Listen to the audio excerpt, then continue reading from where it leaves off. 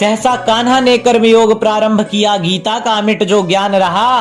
भाव विभोर हुए पार्थ से कृष्ण सखा ने ऐसा फिर कुछ वचन कहा।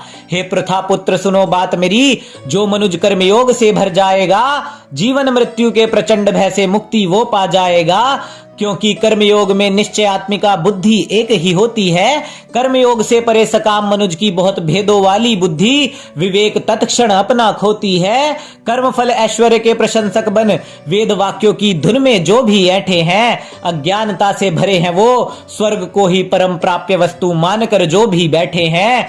जैसे वृहद जलाशय देखते ही छोटे जलाशय में मनुष्य का जितना प्रयोजन रह जाता है, तत्व ज्ञान से ब्रह्म को जानने वालों को वेदों का ज्ञान भी उतना ही केवल भाता है। हे पार्थ तू सभी भोग साधनों से हो विलग्न, कर्म के हर्ष शोक से दूर रहे।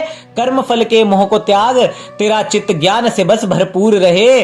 कर्म के फल की आशा तू रखे, ऐसा ईश्वर को भी स्वीकार नहीं। और तेरा अधिकार तो केवल कर्म पर है, उसके फल पर तेरा कोई अधिकार नहीं। अरे कर्म सिद्ध होगा नहीं होगा, कर्म से मैंने क्या पाया है, इन विषयों में समानता रखना ये ही तो समत्व कहलाया है। अरे कर्म फल की इच्छा त्यागने वाला कभी परिणाम से ना कतराता है।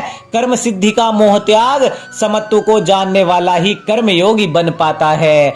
जो भी पुरुष यहाँ सकाम हुआ, उसका बौद्धिक बल भी क्षीण हो जाता है, और फल की इच्छा से कर्म करने वाला सदैव ही दीनहीन कहलाता है। समबुद्धि को रखने वाला यही मृत्यु लोक में पाप पुण्य से छुट जाता है। समत्व योग को समझने वाला कर्मों के बंधन से मुक्त हो जाता है। इस मोहरूपी दलदल को जब तेरी बुद्धि पार कर जाएगी, वैराग्य का संधान तब होगा जीवन में, तेरी चेतना परमात्मा में स्थिर हो जाएगी। अरे कर्मों से प्राप्त फल का मोह त्याग जब जन्म रूपी बंधन से मुक्त हो जाएगा, निर्विकार हो परमात्मा से, तदनंतर तेरा संयोग हो जाएगा। जिज्ञासु पार्थ माधव से बोले, हे केशव मेरे मन के भावों का कुछ समाधान करवाओ ना। अरे परमात्मा को प्राप्त स्थिर बुद्धि पुरुष के लक्षण मुझको बतलाओ ना।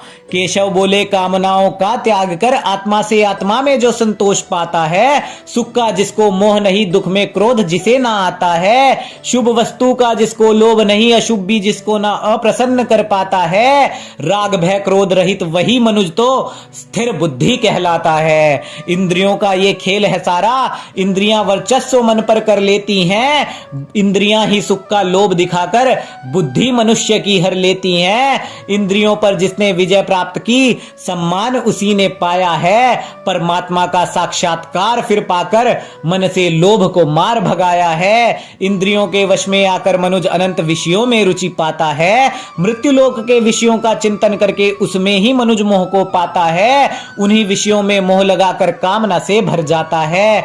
तदनंतर कामनाओं में विघ्न जो पड़ता, क्रोध से वो भर जाता है। क्रोध से मूर्खता का भाव है आता, स्मृति में भ्रम उत्पन्न हो जाता है।